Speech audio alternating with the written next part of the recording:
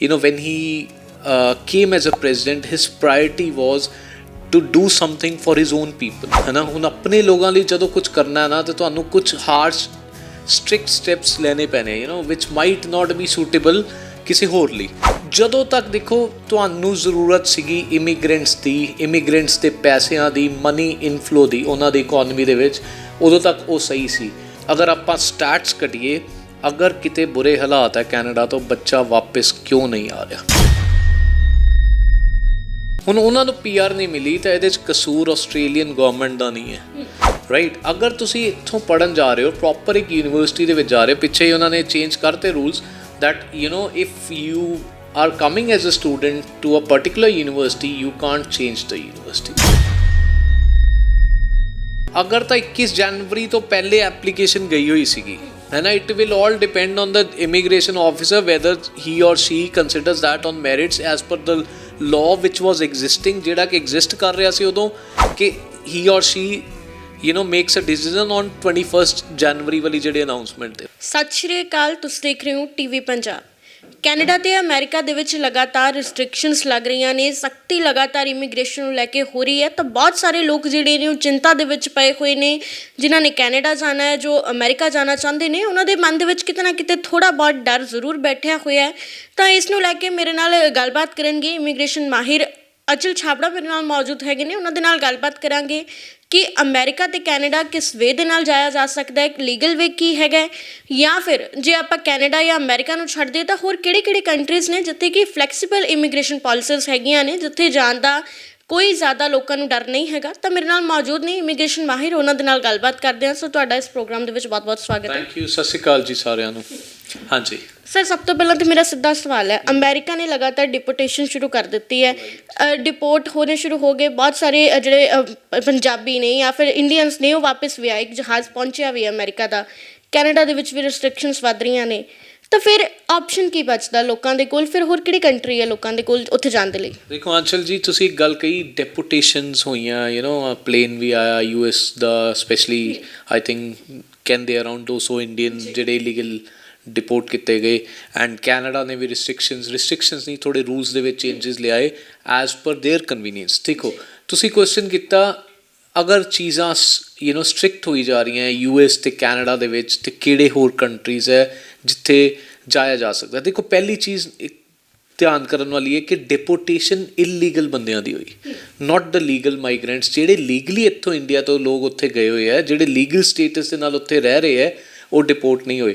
ਸੋ ਕਿਤੇ ਨਾ ਕਿਤੇ ਜਿਹੜੇ ਇਹ ਡੰਕੀ ਦੇ ਥਰੂ US ਗਏ ਹੋਏ ਸੀਗੇ, ਉਹਨਾਂ ਨੇ ਸਕਰੂਟਨੀ ਕੀਤੀ ਸੀ ਐਜ਼ ਆਪਾਂ ਪਹਿਲੇ ਵੀ ਇੱਕ ਵਾਰ ਗੱਲ ਕੀਤੀ ਇਸ ਬਾਰੇ, ਦੈਟ US ਗਵਰਨਮੈਂਟ ਚਾਹੁੰਦੀ ਹੈ ਕਿ ਮੈਂ ਜਿਹੜੇ ਆਪਣੇ ਸਿਟੀਜ਼ਨ ਨੇ ਨਾ ਉਹਨਾਂ ਲਈ ਕੁਛ ਕਰਾਂ ਹੁਣ। ਬਿਕਾਜ਼ ਟਰੰਪ ਜਦੋਂ when he came as a president, his priority was to do something for his own people, ਹੈ ਨਾ। ਹੁਣ ਆਪਣੇ ਲੋਕਾਂ ਲਈ ਜਦੋਂ ਕੁਛ ਕਰਨਾ ਨਾ ਤਾਂ ਤੁਹਾਨੂੰ ਕੁਛ ਹਾਰਸ਼ ਸਟ੍ਰਿਕਟ ਸਟੈਪਸ ਲੈਣੇ ਪੈਣੇ, ਵਿਚ ਮਾਈਟ ਨਾਟ ਬੀ ਸੂਟੇਬਲ ਕਿਸੇ ਹੋਰ ਲਈ, ਬਟ ਉਹ ਸੂਟੇਬਲ ਹੈ ਉਹਨਾਂ ਦੇ ਆਪਣੇ ਸਿਟੀਜ਼ਨ ਲਈ। ਬਿਕਾਜ਼ ਉਹਨਾਂ ਨੇ ਕਿਤੇ ਨਾ ਕਿਤੇ ਆਪਣੀ ਇਕੋਨਮੀ ਸਟਰੋਂਗ ਕਰਨੀ ਹੈ। ਇਕੋਨਮੀ ਤਾਂ ਹੀ ਸਟਰੋਂਗ ਹੋਏਗੀ ਅਗਰ ਆਪਣੇ ਸਿਟੀਜ਼ਨਸ ਲਈ ਕੁਛ ਅੱਛਾ ਕਰੇਗਾ, ਇਕੋਨਮੀ ਨੂੰ ਉੱਪਰ ਲੈ ਕੇ ਜਾਏਗਾ, ਇਨਫਲੇਸ਼ਨ ਰੇਟ ਨੀਚੇ ਆਏਗਾ, ਸੋ ਚੀਜ਼ਾਂ ਬੈਟਰ ਹੋਣਗੀਆਂ।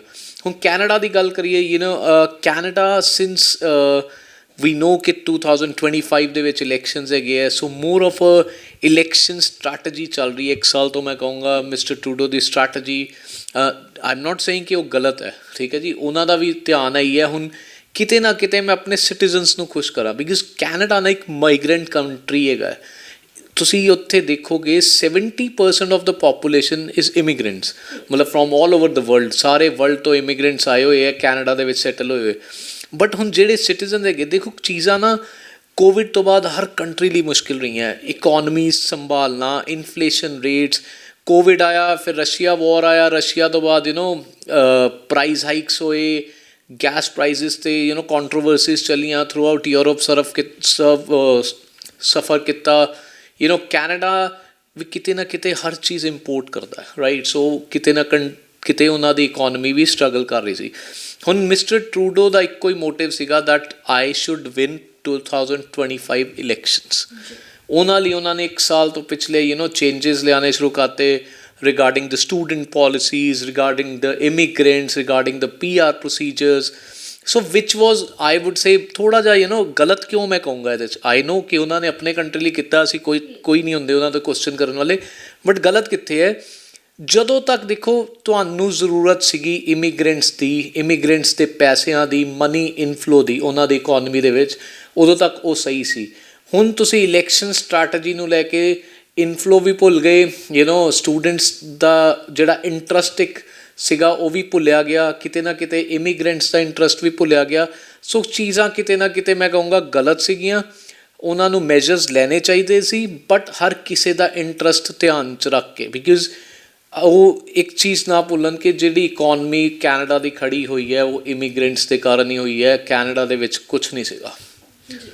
ਤਾਂ ਸਰ ਮੈਂ ਇੱਕ ਚੀਜ਼ ਇੱਥੇ ਐਵੇਂ ਜਾਣਨਾ ਚਾਹਾਂਗੀ, ਜਿੱਦਾਂ ਆਪਾਂ ਕੈਨੇਡਾ ਦੀ ਗੱਲ ਕੀਤੀ, ਅਮਰੀਕਾ ਦੀ ਗੱਲ ਕੀਤੀ, ਬਹੁਤ ਸਾਰੇ ਜਿਹੜੇ ਆਪਣੇ ਸਟੂਡੈਂਟਸ ਨੇ ਜਾਂ ਵਰਕ ਪਰਮਿਟ ਦੇ ਉੱਪਰ ਜਿਹੜੇ ਲੋਕ ਉੱਥੇ ਜਾਣਾ ਚਾਹੁੰਦੇ ਨੇ, ਉਹਨਾਂ ਨੂੰ ਕੋਈ ਐਡਵਾਈਸ ਦੇਣਾ ਚਾਹੋਗੇ ਕਿ ਕਿਸ ਤਰੀਕੇ ਉਹ ਆਪਣਾ ਲੀਗਲ ਵੇ ਦੇ ਨਾਲ ਚੱਲਣ, ਕਿਸ ਕੈਟੇਗਰੀ ਦੇ ਵਿੱਚ ਜਾਣ, ਤਾਂ ਕਿ ਉਹਨਾਂ ਦਾ ਵੀਜ਼ਾ ਵੀ ਰਿਜੈਕਟ ਨਾ ਹੋਵੇ ਤਾਂ ਉਹਨਾਂ ਨੂੰ ਸਕਸੈਸਫੁਲ ਹੋ ਸਕਣ? ਦੇਖੋ ਸਟੂਡੈਂਟਸ ਨਾ ਕਦੀ ਪ੍ਰੋਬਲਮ ਆਈ ਨਹੀਂ ਕਿਸੇ ਵੀ ਕੰਟਰੀ ਦੀ।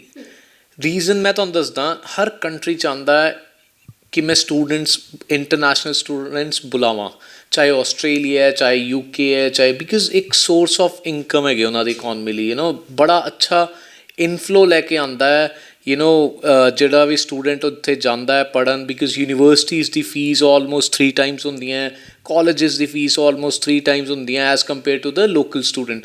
ਸੋ ਕਿਤੇ ਨਾ ਕਿਤੇ it is a source of income for them. And ਤੁਸੀਂ ਅਗਰ ਪਿਛਲਾ ਆਈ ਵੁੱਡ ਸੇ ਤੁਸੀਂ 20 ਸਾਲ ਦਾ ਡਾਟਾ ਕੱਢੋ, ਚਾਹੇ ਆਸਟ੍ਰੇਲੀਆ ਹੈ, ਚਾਹੇ UK ਹੈ, ਚਾਹੇ ਕੈਨੇਡਾ ਹੈ, ਚਾਹੇ US ਹੈ, ਸਾਰੀ ਯੂਨੀਵਰਸਿਟੀਜ਼ ਏਡਸ ਤੋਂ ਬਿਨਾਂ ਚੱਲ ਰਹੀਆਂ ਸੀਗੀਆਂ। ਏਡਸ ਮੈਂ ਕਹੂੰਗਾ ਫਾਈਨੈਂਸ਼ੀਅਲ ਏਡ ਗਵਰਨਮੈਂਟਸ ਤੋਂ ਨਹੀਂ ਲਏ ਜਾ ਰਹੇ ਸੀ, ਬਿਕੋਜ਼ ਇੰਟਰਨੈਸ਼ਨਲ ਸਟੂਡੈਂਟਸ ਇੰਨਾ ਖਾ ਰਿਹਾ ਸੀ, ਅਤੇ ਫੀਸ ਸਟਰਕਚਰ ਇੰਟਰਨੈਸ਼ਨਲ ਸਟੂਡੈਂਟ ਦਾ ਇੱਕ ਹੈਂਡਸਮ ਫੀਸ ਸਟਰਕਚਰ ਹੁੰਦਾ। ਹੁਣ ਤੁਸੀਂ ਗੱਲ ਕੀਤੀ ਕਿ ਕਿਹੜੇ ਕੰਟਰੀਜ਼, ਰਾਈਟ, ਮੈਂ ਕਦੀ ਨਹੀਂ ਕਹੂੰਗਾ ਕਿ ਜੀ US ਬੁਰਾ ਹੈ, ਬਿਕੋਜ਼ US ਅੱਜ ਵੀ ਅਗਰ ਬੱਚੇ ਨੇ ਪੜ੍ਹਨ ਜਾਣਾ ਨਾ as a student, US is there, ਮਤਲਬ ਇੱਕ ਓਪਰਚੁਨਿਟੀ ਹੈ ਅੱਛੀ, ਤੁਸੀਂ ਆਪਣੀ ਪੜ੍ਹਾਈ ਕਰੋ ਐਜ਼ ਪਰ ਲਾਅ, ਜੋ ਲਾਅ ਕਹਿੰਦਾ ਉਨੇ ਘੰਟੇ ਕੰਮ ਕਰੋ। US is a good country. Canada ਦੀ ਗੱਲ ਕੀਤੀ, ਕੈਨੇਡਾ ਕਿਤੇ ਨਾ ਕਿਤੇ PR ਪ੍ਰੋਸੀਜਰਸ ਨੂੰ ਲੈ ਕੇ ਚੇਂਜਿਸ ਕਰਤੇ ਉਹਨਾਂ ਨੇ। ਪਹਿਲੇ ਤੁਸੀਂ ਦੇਖਦੇ ਸੀ ਪੰਜਾਬ 'ਚ ਕਾਫੀ ਸਪਾਊਸ ਕੇਸਿਸ ਜਾਂਦੇ ਸੀ, 12th ਵਾਲੇ ਬੱਚੇ ਵੀ ਮੈਰਿਜ ਕਰਕੇ, ਲਾਈਕ ਲੜਕੀ ਨੇ 12th ਕੀਤੀ ਹੈ ਤਾਂ she can get married and she can take the spouse with her to Canada. ਉਹ ਚੀਜ਼ਾਂ ਕਿਤੇ ਨਾ ਕਿਤੇ ਚੇਂਜਿਸ ਆਏ ਹੈ ਕਿ ਕਿਹੜੇ ਕੋਰਸਿਸ 'ਤੇ ਬੱਚਾ ਆਪਣੇ ਸਪਾਊਸ ਨੂੰ ਲੈ ਕੇ ਜਾ ਸਕਦਾ ਹੈ। ਸੋ ਵਰਕ ਪਰਮਿਟ 'ਤੇ ਅਗਰ ਤੁਸੀਂ ਤਾਂ ਕਿਹੜੇ ਜੋਬਸ ਹੋਣੀਆਂ ਚਾਹੀਦੀਆਂ ਤੁਹਾਡੀ ਅਗਰ ਤੁਸੀਂ ਆਪਣੇ ਸਪਾਊਸ ਨੂੰ। ਸੋ ਚੇਂਜਿਸ ਆਏ ਹੈ, ਬਟ ਸਟੂਡੈਂਟਸ ਲਈ ਹਾਲੇ ਵੀ ਮੈਂ ਕਹੂੰਗਾ, ਬਿਕੋਜ਼ ਜਿਹੜੇ ਗਵਰਨਮੈਂਟ ਕਾਲਜਿਸ ਹੈ ਨਾ, ਪਬਲਿਕ ਕਾਲਜਿਸ ਮੈਂ ਕਹੂੰਗਾ, ਉਹਨਾਂ ਦਾ ਪੜ੍ਹਾਈ ਦਾ ਲੈਵਲ ਕੈਨੇਡਾ ਦਾ ਅੱਜ ਵੀ ਅੱਛਾ ਹੈ। ਰੀਜ਼ਨ ਬੀਇੰਗ ਕਿ ਉਹ ਹਮੇਸ਼ਾ ਗੌਰਮੈਂਟ ਦਾ ਚੈੱਕ ਰਿਹਾ, ਅੱਜ ਨਹੀਂ ਮੈਂ ਬੜੇ ਸਾਲਾਂ ਦਾ ਕਹਿ ਰਿਹਾ ਕਿ ਚੈੱਕ ਰਿਹਾ ਗੌਰਮੈਂਟ ਦਾ ਉਹਨਾਂ ਕਾਲਜਿਸ 'ਤੇ ਕਿ ਉਹ ਪ੍ਰੋਪਰਲੀ ਡਿਲੀਵਰ ਕਰ ਰਹੇ ਕਿ ਨਹੀਂ ਸਟੂਡੈਂਟਸ ਨੂੰ। ਚਾਹੇ ਉਹ ਇੰਟਰਨੈਸ਼ਨਲ ਸਟੂਡੈਂਟ, ਦੇਖੋ ਇੱਕ ਇੰਟਰਨੈਸ਼ਨਲ ਸਟੂਡੈਂਟ 17 ਤੋਂ 18,000 ਡਾਲਰ ਫੀਸ ਦਿੰਦਾ ਸੀ 1 ਸਾਲ ਦੀ, where is local student almost 5-6 ਹਜ਼ਾਰ। ਸੋ ਚੀਜ਼ਾਂ ਫਰਕ ਸੀਗੀਆਂ, ਬਟ ਗੌਰਮੈਂਟ ਨੇ ਇੱਕ ਬਹੁਤ ਵਧੀਆ ਇਨੀਸ਼ੀਏਟਿਵ ਸੀਗਾ ਕਿ ਉਹ ਚੈੱਕ ਰੱਖਦੇ ਸੀ।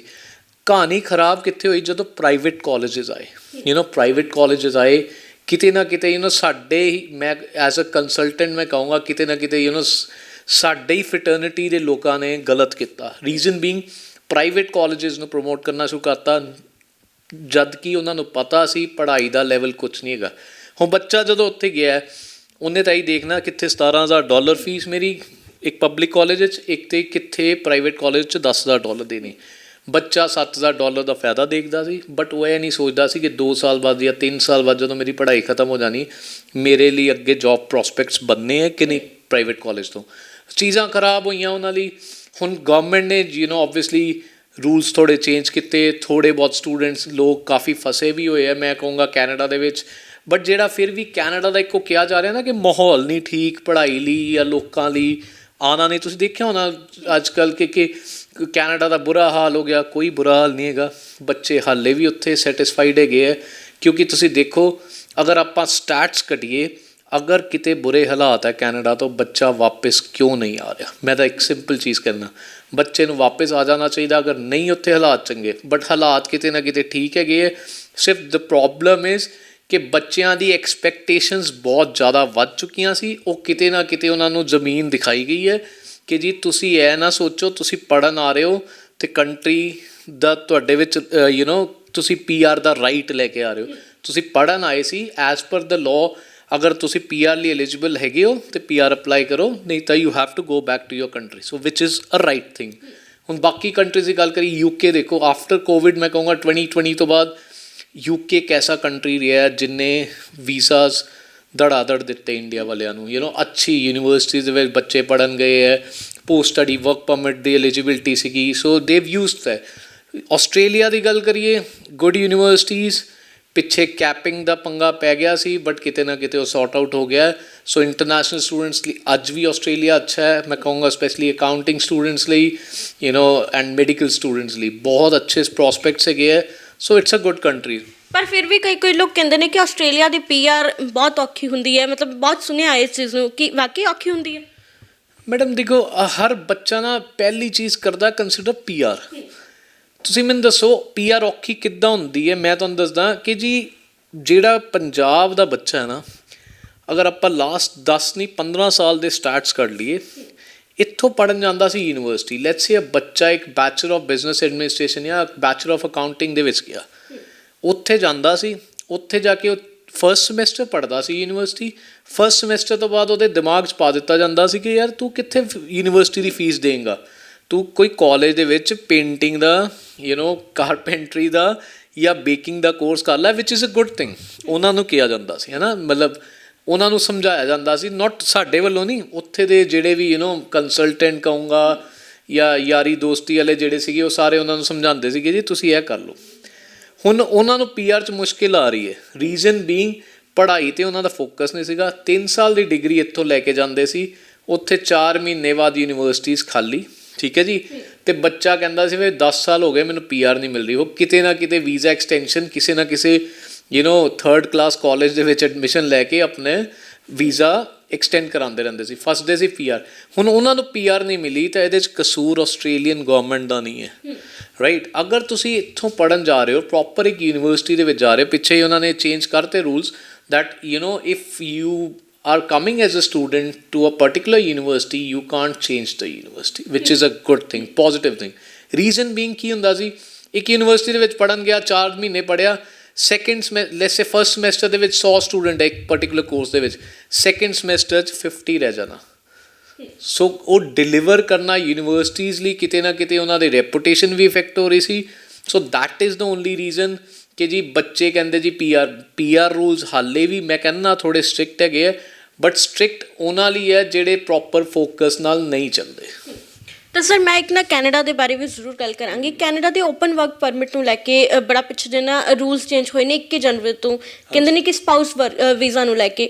ਉਹਦੇ ਵਿੱਚ ਕੀ ਚੇਂਜਸ ਹੋਏ ਨੇ? ਪਹਿਲਾਂ ਕੀ ਹੁੰਦਾ ਸੀਗਾ ਅਤੇ ਹੁਣ ਕੀ ਚੇਂਜ ਹੋ ਗਿਆ ਉਹਦੇ ਵਿੱਚ? ਦੇਖੋ 21 ਆਫ ਜੈਨ ਨੂੰ ਇਹ ਚੇਂਜਸ ਆਏ ਸੀਗੇ regarding the spousal open work permit. Changes ਮੈਂ ਦੱਸਦਾ ਕੀ ਹੋਏ ਸੀ।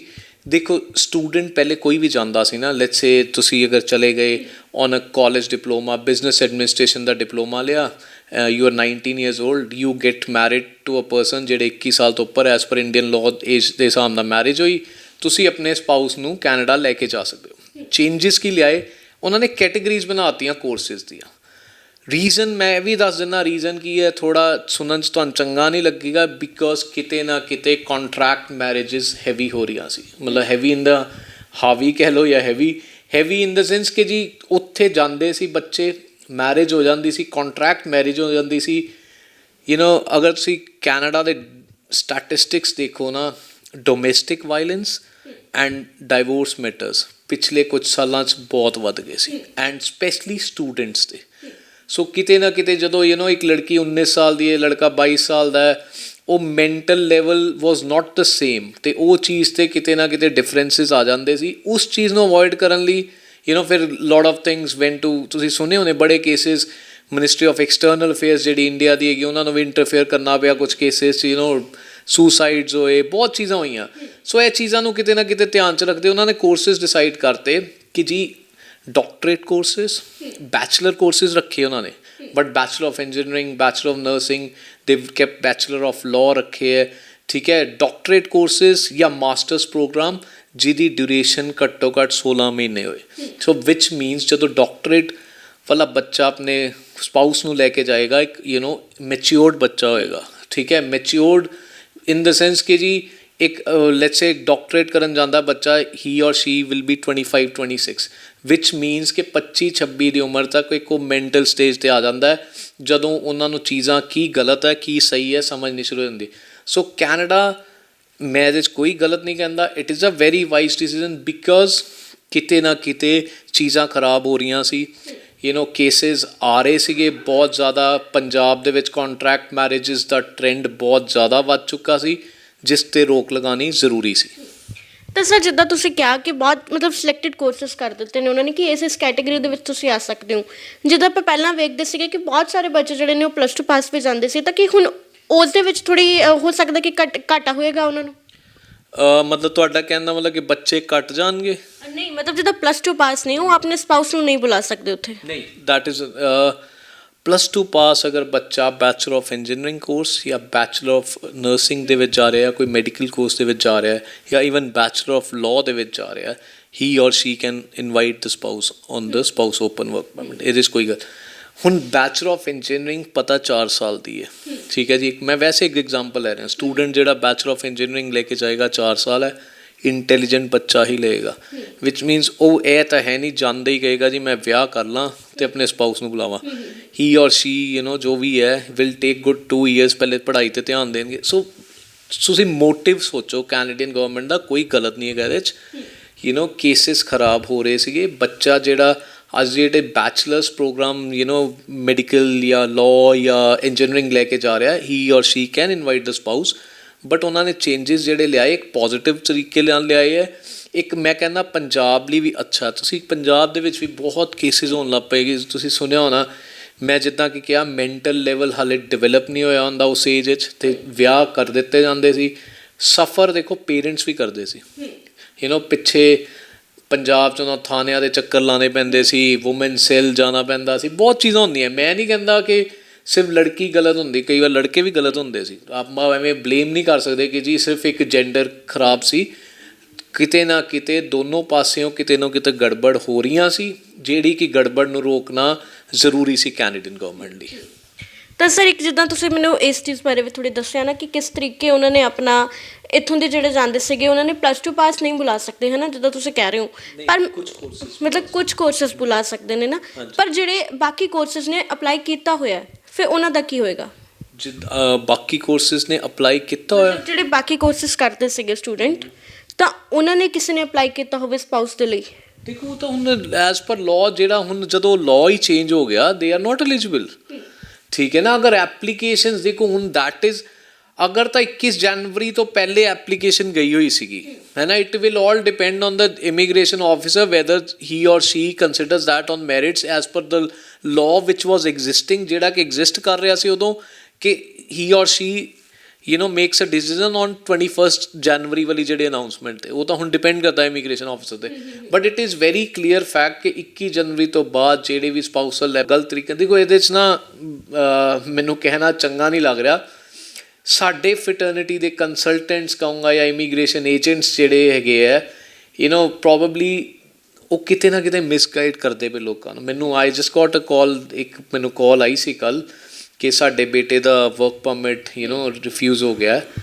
ਉਹ ਫਾਈਲ 21 ਜਨਵਰੀ ਤੋਂ ਬਾਅਦ ਹੋਇਆ ਸੀ। ਉਹਨੇ ਗਾਈਡ ਹੀ ਨਹੀਂ ਕੀਤਾ ਕੰਸਲਟੈਂਟ ਨੇ ਕਿ ਜੀ ਇਹ ਹੁਣ ਐਲੀਜੀਬਿਲਟੀ ਤੇਰੀ ਬਣਦੀ ਨਹੀਂ ਹੈਗੀ। ਉਹਨੇ ਸਿਰਫ ਆਪਣੇ ਪੈਸੇ ਕਮਾਉਣ ਦੇ ਚੱਕਰ 'ਚ ਉਹਨੂੰ ਗਲਤ ਰਸਤੇ ਪਾਇਆ। ਸੋ ਹੁਣ ਇਹ ਸਾਡੀ ਵੀ ਡਿਊਟੀ ਬਣਦੀ ਹੈ, ਜਿਹੜੇ ਲਾਅ ਚੇਂਜਸ ਆ ਰਹੇ ਹੈ ਉਹਨੂੰ ਅਸੀਂ ਪ੍ਰੋਪਰਲੀ ਸਟੱਡੀ ਕਰੀਏ, ਐਪਲੀਕੇਬਿਲਿਟੀ 'ਚ ਲਿਆਈਏ। ਬਿਕਾਜ਼ ਲੋਕਾਂ ਨੂੰ ਦੇਖੋ ਇੱਕ ਲੇਮੈਨ ਨੂੰ ਨਹੀਂ ਪਤਾ ਹੁੰਦਾ ਕਿ ਜੀ ਕੀ ਲਾਅ ਚੇਂਜਸ ਆਏ ਹੈ। ਆਲਦੋ ਸੋਸ਼ਲ ਮੀਡੀਆ ਦੇ ਵਿੱਚ ਅੱਜ ਕੱਲ੍ਹ ਤੁਹਾਨੂੰ ਪਤਾ ਖੱਪ ਬਹੁਤ ਜਲਦੀ ਪੈ ਜਾਂਦੀ ਹੈ, ਚੇਂਜ ਹੋ ਗਿਆ, ਉਹ ਚੇਂਜ ਹੋ ਗਿਆ। ਬਟ ਥੋਰਲੀ ਕੀ ਚੇਂਜਸ ਹੈ ਉਹ ਤਾਂ ਜਦ ਤੱਕ ਅਸੀਂ ਸਟੱਡੀ ਨਹੀਂ ਕਰਦੇ ਕਿਸੇ ਨੂੰ ਕਿੱਦਾਂ ਦੱਸ ਸਕਦੇ ਹਾਂ। ਸੋ ਇਹ ਕਿਤੇ ਨਾ ਕਿਤੇ ਸਾਡੇ ਵੀ ਫਿਟਰਨਿਟੀ ਦੇ ਲੋਕ ਗਲਤ ਗਾਈਡ ਕਰ ਰਹੇ ਆ ਲੋਕਾਂ ਨੂੰ, ਜਿਹੜੀ ਚੀਜ਼ ਨਹੀਂ ਸਹੀ। ਸਰ ਇੱਕ ਚੀਜ਼ ਮੈਂ ਇਹ ਵੀ ਜਾਣਨਾ ਚਾਹੁੰਦੀ ਹਾਂ, ਜਿੱਦਾਂ ਕੈਨੇਡਾ ਨੇ LMIZ ਨੂੰ ਵੀ ਲੈ ਕੇ ਵੀ ਜਿਹੜਾ ਬਹੁਤ ਸਾਰੇ ਫੈਸਲੇ ਲਏ ਸੀਗੇ, ਪਿੱਛੇ ਜੇ ਐਲਾਨ ਵੀ ਕੀਤੇ ਸੀਗੇ, ਬੰਦ ਵੀ ਕੀਤੀ ਹੈ ਨਾ ਉਸ ਚੀਜ਼ ਨੂੰ, ਉਹ ਰਿਸਟ੍ਰਿਕਸ਼ਨਸ ਕੀ ਸੀਗੀ ਉਹਦੇ ਬਾਰੇ ਵੀ ਥੋੜ੍ਹੀ ਜਾਣਕਾਰੀ। LMIZ ਨਾ ਇਹ ਵੀ ਇੱਕ ਬਿਜ਼ਨਸ ਬਣ ਚੁੱਕਾ ਸੀ। ਬਿਜ਼ਨਸ ਇਨ ਦ ਸੈਂਸ ਆਂਚਲ ਜੀ ਨੇ ਇੱਕ ਕੰਪਨੀ ਸਟਾਰਟ ਕੀਤੀ। ਆਂਚਲ ਜੀ ਨੇ ਜਸਟ ਔਨ ਪੇਪਰਸ ਕਹਿ ਦਿੱਤਾ ਜੀ ਆਈ ਨੀਡ ਅ ਪਰਸਨ, ਇਹ ਐਲੀਜੀਬਿਲਿਟੀ ਕ੍ਰਾਈਟੀਰੀਆ ਹੋਣਾ ਚਾਹੀਦਾ, ਇਹ ਚੀਜ਼ ਹੈ, ਮੈਂ ਇੱਕ LMI ਇਸ਼ੂ ਕਰ ਰਹੀ ਹਾਂ, ਇੰਡੀਆ ਤੋਂ ਇੱਕ ਬੰਦਾ ਬੁਲਾ ਰਹੀ ਹਾਂ। ਉਹਨਾਂ ਨੇ ਚੇਂਜਸ ਲਿਆਉਣੇ ਕਿਉਂ ਜ਼ਰੂਰੀ ਸੀਗੇ? ਦੇਖੋ ਮੈਂ ਗੱਲ ਕੀਤੀ ਇਕੋਨਮੀਜ਼ ਦੀ, ਉਹਨਾਂ ਦੇ ਆਪਣੇ ਸਿਟੀਜ਼ਨਸ ਕੋ ਜॉब नहीं है ना, मतलब अगर इफ़ दे आर, अगर मान लो जो what ever the population is, अगर एक जॉब क्रिएट हो रही है, आंचल ਦੀ ਕੰਪਨੀ जॉब क्रिएट कर रही है, तो ਕਿਉਂ ਨਾ ਉਹਨਾਂ ਦੇ ਸਿਟੀਜ਼ਨ ਨੂੰ ਮਿਲੇ? ਉਹ ਐਸਾ ਕਿਹੜਾ ਕੈਲੀਬਰ ਹੈ ਜਿਹੜਾ ਇੰਡੀਆ ਬੈਠੇ ਹੋਏ ਬੰਦੇ 'ਚ ਹੈਗਾ ਜਿਹੜਾ ਉਹਦੇ ਸਿਟੀਜ਼ਨ 'ਚ ਨਹੀਂ ਹੈਗਾ? ਸੋ ਉਹ ਚੈੱਕ ਵੀ ਲਿਆਉਣਾ ਬਹੁਤ ਜ਼ਰੂਰੀ ਸੀਗਾ। ਰੀਜ਼ਨ ਬੀਇੰਗ ਉਹਨਾਂ ਨੇ ਕੁਛ ਨਹੀਂ ਕੀਤਾ, ਸਕਰੂਟਨਾਈਜ਼ ਕਰਤਾ ਹਰ ਚੀਜ਼, ਕਿ ਜਿਹੜੇ ਐਜ਼ ਅਗਰ ਤੁਸੀਂ LMI ਹੈ ਨਹੀਂ ਕਿ ਕੰਪਨੀ ਅੱਜ ਦੀ ਡੇਟ 'ਚ ਇਸ਼ੂ ਨਹੀਂ ਕਰ ਸਕਦੀ, ਆਂਚਲ ਵੀ ਇਸ਼ੂ ਕਰ ਸਕਦੀ, ਅੱਜ ਦੀ ਡੇਟ 'ਚ ਵੀ ਕਰ ਸਕਦੀ, but she has to go through a proper procedure. ਪਹਿਲੇ ਉਹ ਪ੍ਰੋਸੀਜਰ ਫੋਲੋ ਨਹੀਂ ਕੀਤਾ ਜਾ ਰਿਹਾ ਸੀ, ਜਸਟ LMI ਇਸ਼ੂ ਹੋਈ, ਹੁਣ ਹਾਈ ਕਮਿਸ਼ਨ ਹੈ, ਐਮਬੈਸੀ ਹੈ, ਉਹਨੂੰ ਤਾਂ ਐਂਟਰਟੇਨ ਕਰਨੀ ਪੈਣੀ ਐਪਲੀਕੇਸ਼ਨ, ਬਿਕਾਜ਼ ਉਹਨੂੰ ਗਰਾਊਂਡ ਰਿਐਲਿਟੀ ਨਹੀਂ ਪਤਾ, ਆਂਚਲ ਦੀ ਫਾਈਨੈਂਸ਼ੀਅਲਸ ਨਹੀਂ ਪਤਾ, ਆਂਚਲ ਦੀ ਕੰਪਨੀ ਦੇ ਫਾਈਨੈਂਸ਼ੀਅਲਸ ਨਹੀਂ ਪਤਾ ਕਿ ਕਿੱਥੇ ਖੜੇ ਹੈ। ਹੁਣ ਪ੍ਰੋਪਰਲੀ ਫਾਈਨੈਂਸ਼ੀਅਲ ਆਡਿਟ ਹੋਏਗਾ, ਇਫ ਇਟ ਇਜ਼ ਰਿਕੁਆਇਰਡ ਕਿ ਉਹ ਪ੍ਰੋਪਰ ਐਡਵਰਟਾਈਜ਼ ਜੋਬ। ਦੇਖੋ LMI ਜਦੋਂ ਇਸ਼ੂ ਕਰਤੀ ਨਾ, ਸਿੱਧਾ ਤੁਸੀਂ ਇੱਕ ਇਮੀਗ੍ਰੈਂਟ ਇੱਕ ਇਨਵਾਈਟ ਕਰ ਲਿਆ, ਠੀਕ ਹੈ ਜੀ, ਉਹੀ ਜੋਬ ਕਿਸੇ ਸਿਟੀਜ਼ਨ ਨੂੰ ਦਿੱਤੀ ਜਾ ਸਕਦੀ ਹੈ। ਸੋ ਮੇਨ ਮੋਟਿਵ ਵਾਜ਼ ਕਿ ਜੀ ਅਗਰ LMI ਇਸ਼ੂ ਹੋ ਰਿਹਾ, ਪਹਿਲੇ ਇਹ ਤਾਂ ਪਤਾ ਚੱਲੇ ਕਿ ਸਾਡੇ ਕੰਟਰੀ 'ਚ ਐਸਾ ਕੈਲੀਬਰ ਵਾਲਾ ਬੰਦਾ ਹੈਗਾ ਕਿ ਨਹੀਂ। ਲਾਈਕ ਯੂ ਸੈਡ ਕਿ ਜੀ ਮੈਨੂੰ ਚਾਈਨੀਜ਼ ਸ਼ੈਫ ਚਾਹੀਦਾ ਫੋਰ ਐਗਜ਼ਾਮਪਲ, ਹੈ ਨਾ। ਹੁਣ ਅਗਰ ਉੱਥੇ ਚਾਈਨੀਜ਼ ਸ਼ੈਫਸ ਹੈਗੇ ਆ, ਉਹਨਾਂ ਨੂੰ ਜੋਬਸ ਨਹੀਂ ਮਿਲ ਰਹੀਆਂ, and you are inviting one from Hong Kong ਜਾਂ one from India, which is a wrong thing, ਹੈ ਨਾ। ਉਹ ਚੀਜ਼ ਜ਼ਰੂਰੀ ਸੀਗੀ। ਸੋ LMI ਦੇ ਜਿਹੜੇ ਚੇਂਜਸ ਆਏ ਹੈ, ਮੈਂ ਨਹੀਂ ਕਹਿੰਦਾ ਬੰਦ ਹੋ ਗਏ, ਚੇਂਜਸ ਲਿਆਏ ਗਏ ਹੈ, which is a very good thing. Strategy ਦੇਖੋ, ਮੈਂ ਹਮੇਸ਼ਾ ਕਹਿੰਦਾ ਅਗਰ ਬੰਦਾ ਕੋਈ ਆਪਣੇ ਕੰਟਰੀ ਦੇ ਲੋਕਾਂ ਲਈ ਕੁਝ ਚੰਗਾ ਕਰ ਰਿਹਾ ਨਾ, ਉਹ ਬੁਰਾ ਨਹੀਂ ਹੋ ਸਕਦਾ। ਸਾਨੂੰ ਇਸ ਲਈ ਬੁਰਾ ਦਿਖਣ ਲੱਗ ਪਿਆ ਕਿਉਂਕਿ ਇੰਡੀਅਨਸ ਕਿਤੇ ਨਾ ਕਿਤੇ ਉਹ ਇਫੈਕਟ ਹੋ ਗਏ ਉਹ ਚੇਂਜਸ ਦੇ ਕਾਰਨ। ਪਹਿਲੇ LMI, ਬਟ ਤੁਸੀਂ ਇਹ ਵੀ ਦੇਖੋ ਨਾ, LMI ਐਸਾ ਬਿਜ਼ਨਸ ਬਣ ਚੁੱਕਾ ਸੀ, ਇੱਕ ਤਰ੍ਹਾਂ ਬਲੈਕ ਮਾਰਕੀਟਿੰਗ ਹੋ, ਹੈ ਨਾ, ਬਲੈਕ ਮਾਰਕੀਟਿੰਗ ਹੋ ਗਈ ਸੀ। 22 ਲੱਖ ਦਾ ਮਤਲਬ ਐਡਸ ਚੱਲਦੀਆਂ ਸੀ, 22 ਲੱਖ ਦਾ LMI, 24 ਲੱਖ ਦਾ LMI। ਹੁਣ ਤੁਸੀਂ ਦੇਖੋ ਕਿ ਐਡਵਰਟਾਈਜ਼ਮੈਂਟ ਅਗਰ ਲੈਟਸ ਸੇ ਉਹਨਾਂ ਦੇ ਵੀ ਜੋੜੇ ਵੀ ਇਮੀਗ੍ਰੇਸ਼ਨ ਮਿਨਿਸਟਰ ਹੈ ਜਾਂ ਓਬਵੀਅਸਲੀ ਜਿਹੜਾ ਸਟਾਫ ਹੈ, ਉਹ ਵੀ ਤਾਂ ਐਡਵਰਟਾਈਜ਼ਮੈਂਟ ਦੇਖਦੇ ਆ ਕਿ ਜੀ ਤੁਸੀਂ ਕਹਿ ਰਹੇ ਹੋ ਕਿ ਜੀ ਮੈਂ ਆਈ ਨੀਡ ਅ ਪਰਸਨ, ਹੈ ਨਾ, ਮੈਨੂੰ ਇੱਕ ਬੰਦਾ ਚਾਹੀਦਾ ਹੈ, ਚਾਈਨੀਜ਼ ਸ਼ੈਫ ਚਾਹੀਦਾ ਹੈ, ਮੈਨੂੰ ਮਿਲ ਨਹੀਂ ਰਿਹਾ, ਅਤੇ ਉੱਧਰੋਂ ਤੁਸੀਂ ਚਾਈਨੀਜ਼ ਸ਼ੈਫ ਨੂੰ ਜਿਹੜੇ ਨੂੰ ਬੁਲਾ ਰਹੇ ਹੋ ਉਹਦੇ ਕੋਲ 25 ਲੱਖ 24 ਲੱਖ ਰੁਪਇਆ ਲੈ ਰਹੇ ਹੋ। ਸੋ ਜਿਹੜੀ ਕਿ ਗਲਤ ਚੀਜ਼ ਹੈ। ਤੁਸੀਂ ਕਿਉਂਕਿ ਅੰਡਰਟੇਕਿੰਗ ਇਹ ਤਾਂ ਨਹੀਂ ਦਿੱਤੀ ਸੀ ਕਿ ਜੀ ਮੈਨੂੰ LMI ਦਿੱਤੀ ਹੈ, ਇਸ਼ੂ ਕੀਤੀ ਹੈ, ਅਤੇ ਇਹਦੇ ਮੈਂ ਪੈਸੇ ਲਏ ਹੈ, ਉਹ ਤਾਂ ਤੁਸੀਂ ਡਿਸਕਲੋਜ਼ ਨਹੀਂ ਕੀਤਾ। ਸੋ ਚੀਜ਼ਾਂ ਕਿਤੇ ਨਾ ਕਿਤੇ ਸਹੀ ਕੀਤੀਆਂ ਉਹਨਾਂ ਨੇ, ਅੱਛੀਆਂ ਕੀਤੀਆਂ, ਫੇਵਰੇਬਲ ਕੀਤੀਆਂ ਆਪਣੀ ਪੋਪੂਲੇਸ਼ਨ ਲਈ।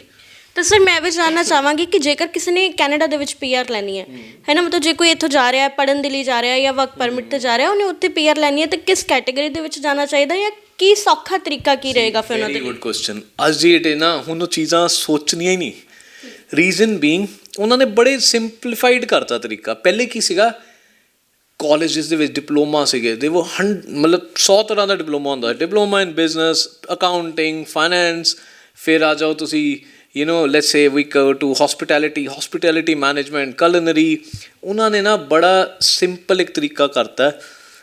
ਹੁਣ ਜਿਹੜੇ ਵੀ ਕਾਲਜਿਸ ਹੈ ਨਾ, ਜਿਹੜੇ ਵੀ ਯੂਨੀਵਰਸਿਟੀਜ਼ ਹੈ, ਜਿਹੜਾ ਆਫਰ ਕਰ ਰਹੇ ਹੈ ਨਾ ਕੋਰਸ, ਪਹਿਲੇ ਬੱਚਾ ਕੀ ਚੈੱਕ ਕਰਦਾ ਹੈ, weather I am eligible for post study work permit ਔਰ ਨੋਟ।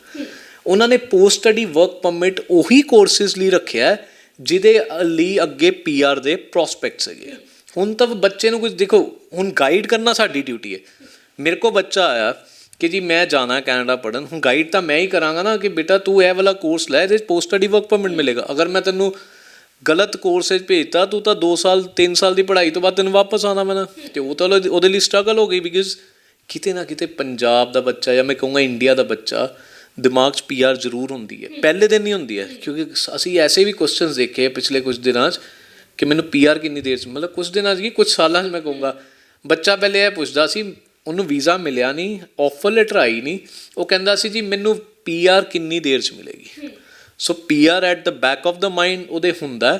ਬਟ ਹੁਣ ਬੜੀ ਚੀਜ਼ਾਂ ਕੈਨੇਡਾ ਨੇ ਅੱਛੀਆਂ ਕਰਤੀਆਂ ਕਿ ਕੋਰਸਿਸ ਉਹੀ ਬੱਚਾ ਆਪਟ ਕਰੇਗਾ ਜਿਹਦੇ 'ਚ ਪੋਸਟ ਸਟੱਡੀ ਵਰਕ ਪਰਮਿਟ।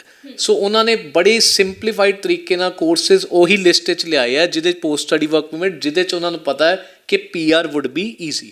ਸੋ ਚੀਜ਼ਾਂ ਬਹੁਤ ਈਜ਼ੀ ਹੈਗੀਆਂ। ਮਤਲਬ ਉਹਨਾਂ ਨੇ ਟੀਅਰਸ ਵੀ ਬਣਾ ਦਿੱਤੇ ਜੋਬਸ ਦੇ, ਹਰ ਚੀਜ਼ ਬੜੀ ਇੱਕ, ਮੈਂ ਕਹਿੰਦਾ ਸਾਨੂੰ ਚੁੱਭਦੀ ਇਸ ਲਈ ਪਈ ਹੈ ਇੰਡੀਅਨਸ ਨੂੰ, ਸਾਡੇ ਲਈ ਚੀਜ਼ਾਂ ਡਿਫੀਕਲਟ ਹੋ ਗਈਆਂ। ਪਹਿਲੇ ਕੋਈ ਵੀ 55% 54% 50% ਵਾਲਾ ਬੱਚਾ ਕਹਿੰਦਾ ਸੀ ਕੈਨੇਡਾ। ਅਸੀਂ ਆਫਰ ਲੈਟਰ ਅਪਲਾਈ ਕਰਦੇ ਸੀ in public college, offer letter ਆਉਂਦੀ ਸੀ, ਵੀਜ਼ਾ ਐਪਲੀਕੇਸ਼ਨ ਫਾਈਲ ਕਰਦੇ ਸੀ, ਵੀਜ਼ਾ ਆ ਜਾਂਦਾ ਸੀ। ਹੁਣ ਚੀਜ਼ਾਂ ਕੀ ਹੈ, ਜਿੱਦਾਂ ਕਿ ਤੁਹਾਨੂੰ ਮੈਂ ਦੱਸਿਆ ਸਪਾਊਸ ਵਰਕ ਪਰਮਿਟ ਲਈ, ਹੁਣ ਜਿਹੜੇ ਬੱਚੇ ਨੇ ਆਪਣੇ ਸਪਾਊਸ ਨੂੰ ਲੈ ਕੇ ਜਾਣਾ ਹੈ ਉਹਨੂੰ ਇੱਥੇ ਗ੍ਰੈਜੂਏਸ਼ਨ ਕਰੇਗਾ ਪਹਿਲੇ, ਜਾਂ ਬੈਚਲਰ ਆਫ ਇੰਜੀਨੀਅਰਿੰਗ ਓਬਵੀਅਸਲੀ ਹੈਗੀ ਹੈ, ਬੈਚਲਰ ਆਫ ਲਾਅ ਹੈਗੀ ਹੈ। ਲਾਅ ਦੇਖੋ ਕੈਨੇਡਾ 'ਚ ਕੋਈ ਕਰ ਨਹੀਂ ਸਕਦਾ, reason being visa will be difficult, ਕਿਉਂਕਿ ਜਿਹੜਾ ਕੈਨੇਡਾ ਦੀ ਲਾਅ ਡਿਗਰੀ ਹੈ ਨਾ, ਬਾਰ ਕੌਂਸਲ ਆਫ ਇੰਡੀਆ ਰਿਕੋਗਨਾਈਜ਼ ਨਹੀਂ ਕਰਦਾ। ਬਾਰ ਕੌਂਸਲ ਆਫ ਇੰਡੀਆ ਜਿਹੜਾ ਨਾ ਉਹ ਸਿਰਫ ਰਿਕੋਗਨਾਈਜ਼ ਕਰਦਾ UK ਲਾਅ ਡਿਗਰੀ, ਹੈ ਨਾ। ਸੋ ਚੀਜ਼ਾਂ ਕਿਤੇ ਨਾ ਕਿਤੇ ਡਿਫਿਕਲਟ ਹੋ ਜਾਂਦੀਆਂ। ਲਾਅ ਦੇ ਵਿੱਚ ਵੀਜ਼ਾ ਲੈਣਾ ਹੀ ਬੜਾ ਮੁਸ਼ਕਿਲ ਹੋ ਜਾਏਗਾ, ਬਿਕਾਜ਼ ਉਹਨਾਂ ਨੂੰ ਪਤਾ ਜਿਹੜਾ ਲਾਅ ਗ੍ਰੈਜੂਏਟ ਉੱਥੇ ਹੋਏਗਾ ਇੰਡੀਆ ਤਾਂ ਆਏਗਾ ਨਹੀਂ ਵਾਪਸ, ਉਹਦੀ ਕੋਈ ਵੈਲਿਊ ਨਹੀਂ ਹੈ ਨਾ। ਸੋ ਬੈਚਲਰ ਆਫ ਨਰਸਿੰਗ ਹੋ ਗਏ ਜਾਂ ਫਾਰਮੇਸੀ ਪ੍ਰੋਗਰਾਮ, ਸੋ ਕਿਤੇ ਨਾ ਕਿਤੇ they will choose the right program ਜਿਹਦੇ 'ਚ ਅੱਗੋਂ ਉਹਨਾਂ ਲਈ ਸਕੋਪ ਵੀ ਹੋਏਗਾ ਅਤੇ ਉਹਨਾਂ ਦੇ ਹਸਬੈਂਡ ਵੀ ਅਗਰ ਜਾਣਗੇ ਤਾਂ ਉਹਨਾਂ ਲਈ ਵੀ ਅੱਛੀ ਲਾਈਫ ਹੋਏਗੀ। ਤਾਂ ਸਰ ਮੇਰਾ ਆਖਰੀ ਸਵਾਲ ਇੱਕ ਇਹ ਵੀ ਹੈਗਾ ਕਿ ਜਿਸ ਤਰੀਕੇ ਦੀ ਸਖਤੀ ਹੋਈ ਪਿੱਛੇ ਜੇ, ਹੈ ਨਾ, ਜਿਸ ਤਰੀਕੇ ਉਹਨਾਂ ਨੇ ਕੀਤਾ, ਤਾਂ ਕੀ ਉਹਦਾ ਇਮੀਗ੍ਰੇਸ਼ਨ ਦੇ ਉੱਪਰ ਕੋਈ ਇਫੈਕਟ ਪਿਆ? ਬੱਚਿਆਂ ਦੇ ਉੱਧਰ ਜਾਣ ਨੂੰ ਰੁਝਾਨ ਦੇ ਵਿੱਚ ਥੋੜ੍ਹਾ ਫਰਕ ਪਿਆ? ਦੇਖੋ ਰੁਝਾਨ ਦੀ ਗੱਲ ਕਰੀਏ ਨਾ, ਥੋੜ੍ਹਾ ਜਿਹਾ ਫਰਕ ਮੈਂ ਕਹੂੰਗਾ। ਮੈਂ ਇਹ ਨਹੀਂ ਕਹਿੰਦਾ ਕਿ ਮਾਰਕੀਟ ਕਿਤੇ ਨਾ ਕਿਤੇ ਇਫੈਕਟ ਹੋਈ, ਬਟ ਸਾਡੇ ਲਈ ਨਾ ਕੁਝ ਚੀਜ਼ਾਂ ਅੱਛੀਆਂ ਵੀ ਹੋਈਆਂ, ਪੋਜ਼ੀਟਿਵ ਹੋਈਆਂ। ਸ਼ਾਰਟਕਟ ਵਾਲੇ ਕੰਸਲਟੈਂਟ ਦੇ ਕਲੋਜ਼ ਡਾਊਨ, ਠੀਕ ਹੈ ਜੀ। ਹੁਣ ਤੁਸੀਂ ਜਿੱਦਾਂ ਆਪਾਂ ਸ਼ੁਰੂ 'ਚ ਡਿਸਕਸ ਕੀਤਾ ਕਿ ਜੀ ਡੰਕੀ ਵਾਲੇ ਲੋਕ ਹੈ ਨਾ, ਉਹਨਾਂ ਦੀ ਵੀ ਮੈਂ ਕਹਿੰਦਾ ਹੁਣ ਤਿਆਰੀ ਹੋਏਗੀ, they will close down office, because ਅਗਰ ਡਿਪੋਰਟ ਹੋਣਗੇ ਲੋਕ ਹੈ ਨਾ 45 ਲੱਖ ਰੁਪਏ ਅਗਰ ਉਹ ਪੇ ਕਰਕੇ ਗਏ ਹੈ, ਉਹ ਲੈਟਸ ਸੇ ਡਿਪੋਰਟ ਹੋ ਗਏ, ਤਾਂ ਤੁਹਾਨੂੰ ਕੀ ਲੱਗਦਾ ਉਹਨਾਂ ਦੇ ਆਫਿਸਿਸ ਜਾ ਕੇ ਉਹ ਕਲੇਮ ਨਹੀਂ ਕਰਨਗੇ ਪੈਸੇ? ਸੋ ਕਿਤੇ ਨਾ ਕਿਤੇ ਜਦੋਂ ਕਲੇਮ ਕਰਨਗੇ FIRs ਵੀ ਰਜਿਸਟਰ ਹੋਣਗੀਆਂ। ਸੋ ਚੀਜ਼ਾਂ ਹੁਣ ਗੱਲ ਹੋਈ, ਤੁਸੀਂ ਜਿਹੜਾ ਮੇਨ ਕੁਐਸਚਨ ਪੁੱਛਿਆ ਸੀ ਕਿ ਇਮੀਗ੍ਰੇਸ਼ਨ ਜਿਹੜੀ ਪੋਲਿਸੀਜ਼ ਚੇਂਜ ਹੋਣ ਕਾਰਨ ਕਿਆ ਸਟੂਡੈਂਟਸ ਦਾ ਰੁਝਾਨ ਘਟਿਆ? ਸਟੂਡੈਂਟ ਦੇਖੋ ਅੱਜ ਦੀ ਡੇਟ 'ਚ ਕੁਆਲਿਟੀ ਸਟੂਡੈਂਟ ਜਾ ਰਿਹਾ ਬਾਹਰ। ਕੁਆਲਿਟੀ ਸਟੂਡੈਂਟ ਐਜ਼ ਇਨ ਜਿੰਦਾ ਮੋਟਿਵ ਹੈ ਕਿ ਪਹਿਲੇ ਪੜ੍ਹਾਈ ਪਿੱਛੇ ਟਾਈਮ 'ਚ ਐਸਾ ਵੀ ਦੇਖਿਆ ਸੀ ਜਿਹੜੇ ਬੱਚੇ ਕਹਿੰਦੇ ਬਸ ਮੈਂ ਪਹੁੰਚ ਜਾਵਾਂ, 2 ਸਾਲ ਦੀ ਪੜ੍ਹਾਈ ਹੈ, ਮੈਂ ਕਿਸੇ ਤਰ੍ਹਾਂ ਔਖੇ ਸੌਖੇ ਖ਼ਤਮ ਕਰਕੇ ਮੈਂ ਨੋਟ ਕਮਾਉਣੇ। ਹੁਣ ਅੱਜ ਦੀ ਜਿਹੜੇ ਬੱਚਾ ਉਹ ਜਾ ਰਿਹਾ ਬਾਹਰ ਜਿਹੜਾ ਥੋਰਲੀ ਪ੍ਰੀਪੇਅਰਡ ਹੈਗਾ ਕਿ ਜੀ ਪੜ੍ਹਾਈ ਜਿਹੜੀ ਹੈ ਪਹਿਲਾ ਮੋਟਿਵ ਮੇਰਾ ਪੜ੍ਹਾਈ ਹੈ, ਉਸ ਤੋਂ ਬਾਅਦ ਪੈਸਾ ਹੈ। ਸੋ ਚੀਜ਼ਾਂ ਬਦਲੀਆਂ ਸੋਚ ਵਿੱਚ, ਕਿਤੇ ਨਾ ਕਿਤੇ ਉਹਦੇ ਨਾਲ ਜਿਨ੍ਹਾਂ ਦਾ ਦਿਮਾਗ ਸਿਰਫ ਪੈਸਾ ਸੀਗਾ ਜਾਂ PR ਸੀਗਾ, ਉਹਨਾਂ ਦੀ ਸੋਚ ਵਿੱਚ ਵੀ ਫਰਕ ਪਏਗਾ, ਬਿਕਾਜ਼ ਉਹ ਵੀ ਥੋੜ੍ਹਾ ਸਿੰਸੀਅਰ ਐਫਰਟ ਲਗਾਉਣਗੇ, ਪੜ੍ਹਾਈ ਚੰਗੀ ਤਰ੍ਹਾਂ ਕਰਨਗੇ। ਬਿਕਾਜ਼ ਪਹਿਲੇ ਕੀ ਹੁੰਦਾ ਸੀ 12th ਦੇ ਮਾਰਕਸ 10th ਦੇ ਮਾਰਕਸ 'ਤੇ ਕੋਈ ਉਹਨਾਂ ਨੂੰ ਇਹ ਹੁੰਦਾ ਸੀ ਬਸ IELTS 'ਚ ਮੈਂ 6 ਬੈਂਡ ਕਿੱਦਾਂ ਲੈਣੇ। 10th 'ਚ ਭਾਵੇਂ 50% ਹੈ, ਉਹਨਾਂ ਨੂੰ ਪਤਾ 12th 'ਚ 50% ਹੈ, ਉਹਨਾਂ ਨੂੰ ਵੀਜ਼ਾ ਮਿਲ ਹੀ ਜਾਣਾ। ਆ ਮੇਨ ਪ੍ਰੋਬਲਮ ਆਉਂਦੀ ਸੀ IELTS, ਫਿਰ ਕੁੜੀਆਂ ਲੱਭੀਆਂ ਜਾਂਦੀਆਂ ਸੀ IELTS ਸੈਂਟਰ 'ਤੇ, ਉਹ ਚੀਜ਼ਾਂ ਚੱਲਦੀਆਂ ਸੀ। ਉਹ ਚੀਜ਼ਾਂ ਘਟਣਗੀਆਂ। ਬੱਚਾ ਜਿਹੜਾ ਚੰਗਾ ਸਟੂਡੈਂਟ ਹੈ ਉਹ ਪੜ੍ਹਨ ਜਾਏਗਾ, ਆਪਣੀ ਲਾਈਫ ਚੰਗੀ ਬਣਾਏਗਾ, ਅਤੇ ਅਸੀਂ ਵੀ ਪ੍ਰਾਊਡਲੀ ਕਹਾਂਗੇ ਕਿ ਇੰਡੀਆ ਚੰਗੇ ਇਮੀਗਰੈਂਟਸ ਹੁਣ ਭੇਜ ਰਿਹਾ, ਇਮੀਗਰੈਂਟਸ ਜਾਂ ਸਟੂਡੈਂਟਸ ਭੇਜ ਰਿਹਾ ਕਿਸੇ ਵੀ ਕੰਟਰੀ 'ਚ। ਬਹੁਤ ਬਹੁਤ ਸ਼ੁਕਰੀਆ। ਥੈਂਕ ਯੂ ਜੀ। ਤਾਂ ਮੇਰੇ ਨਾਲ ਇਮੀਗ੍ਰੇਸ਼ਨ ਐਕਸਪਰਟ ਅਚਲ ਛਾਬੜਾ ਮੌਜੂਦ ਸੀਗੇ, ਜਿਨ੍ਹਾਂ ਦੇ ਨਾਲ ਅਸੀਂ ਗੱਲਬਾਤ ਕੀਤੀ ਹੈ ਕਿ ਕੈਨੇਡਾ ਅਤੇ ਅਮਰੀਕਾ ਦੇ ਵਿੱਚ ਜਿਸ ਤਰੀਕੇ ਰਿਸਟ੍ਰਿਕਸ਼ਨਸ ਲੱਗੀਆਂ ਜਾਂ ਫਿਰ ਜਿਸ ਤਰੀਕੇ ਦੀ ਸਖਤੀ ਹੋਈ, ਉਸ ਨੂੰ ਲੈ ਕੇ ਕੀ ਰੁਝਾਨ ਲੋਕਾਂ ਦੇ ਵਿੱਚ ਨਜ਼ਰ ਆ ਰਿਹਾ ਹੈ, ਜਾਂ ਫਿਰ ਹੋਰ ਕਿਹੜੇ ਆਪਸ਼ਨਸ ਲੋਕਾਂ ਕੋਲ ਸੀਗੇ, ਉਸ ਬਾਰੇ ਜਾਣਕਾਰੀ ਜਿਹੜੀ ਹੈ ਉਹਨਾਂ ਦੇ ਕੋਲੋਂ ਲਈ ਗਈ ਹੈ। ਕੈਮਰਾਮੈਨ ਰਵਿੰਦਰ ਦੇ ਨਾਲ ਅੰਸ਼ ਚੱਡਾ, TV ਪੰਜਾਬ, ਜਲੰਧਰ।